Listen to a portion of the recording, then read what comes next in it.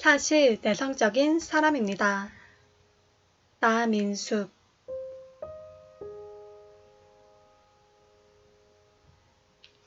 직업 특성상 대부분의 시간을 혼자서 보내는 나는 작업이 길어지면 서재나 작업실을 빠져나와 카페로 향하곤 했다. 필연적으로 혼자여야 하지만 마냥 혼자인 것은 외롭고 고립감이 들기 때문에 나를 방해하지 않을 타인들과 섞이기 위해 카페라는 장소를 택한 것이다. 신경이 예민하기 마련인 내향인은 세상이 주는 자극 중 가장 강렬한 것이 사람임을 안다. 다른 자극들은 일방적으로 들어오는 것이고 내가 피로해지면 차단하면 그만이지만 사람만은 그렇지 않기 때문이다.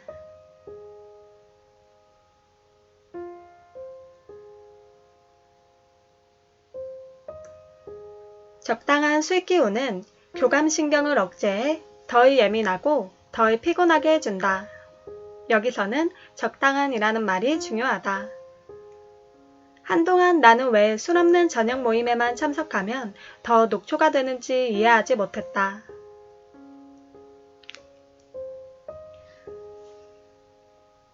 있고 싶어서 떠나는 거라면 내가 있는 곳에서 떠나는 게 아니라 나를 떠나야 한다.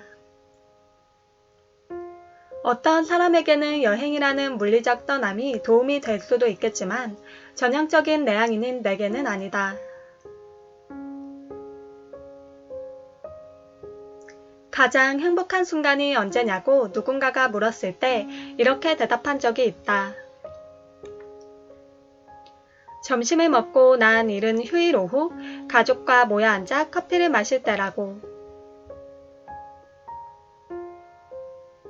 일생에 한두 번 있을까 말까 한 순간만 기다리며 적당한 행복감을 미루기에는 삶이 너무나 아깝다.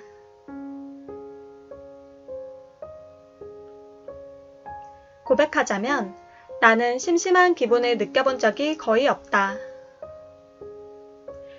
어린 시절에 곧잘 백일몽에 사로잡히곤 했던 나는 차를 오래 타거나 혼자 먼 길을 걸어야 할 때도 지루할 틈이 없었다.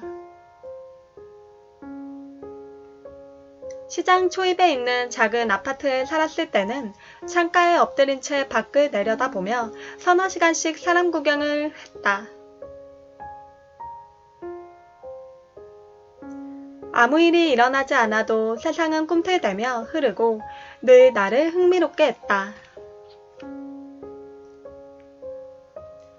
한정된 공간 안에서 자아가 매몰되지 않기 위해서는 집순이에게도 나름의 원칙이 필요하다. 규칙적으로 생활한다. 나는 자고 일어나는 시간과 식사 시간이 일정하고 매일 아침에 스케줄을 짠다. 아주 가끔은 그 스케줄이 하루 종일 아무것도 하지 않는다 일 수도 있지만 내 시간이 내 의지와 상관없이 얼결에 흘러가지는 않도록 관리한다. 혼자 지내면서 통제되지 않는 일상은 무력감을 불러올 수 있다. 집을 깨끗이 한다. 정돈되지 않은 물건이나 지저분한 바닥 같은 것들이 알게 모르게 사람의 정신적인 에너지를 좀먹는다는 글을 본 적이 있다. 집순이로 지내다 보면 그 말이 맞다고 느껴질 때가 많다. 가끔 가슴이 답답할 때 쓸모없는 물건들을 내다 버리면 뇌가 청소되는 기분이다.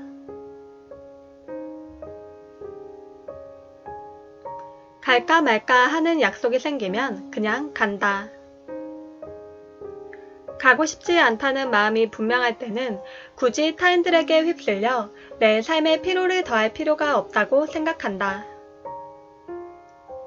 하지만 갈까 말까 갈등이 생긴다면 이야기가 다르다. 그 자리에 가는 장점도 있다는 뜻이기 때문이다.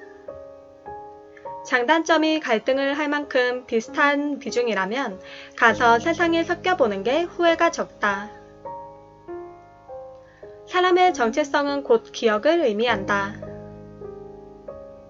지금의 나라는 사람을 규정하는 모든 단서는 가서 얻은 것이었다. 집순이라고 해서 그런 경험들을 전부 포기한다면 그 인생 시점에서 정체성으로 남는 것이 없어진다. 우리에게는 횟수는 적더라도 그 시기의 나를 정의하고 기억할 경험이 필요하다.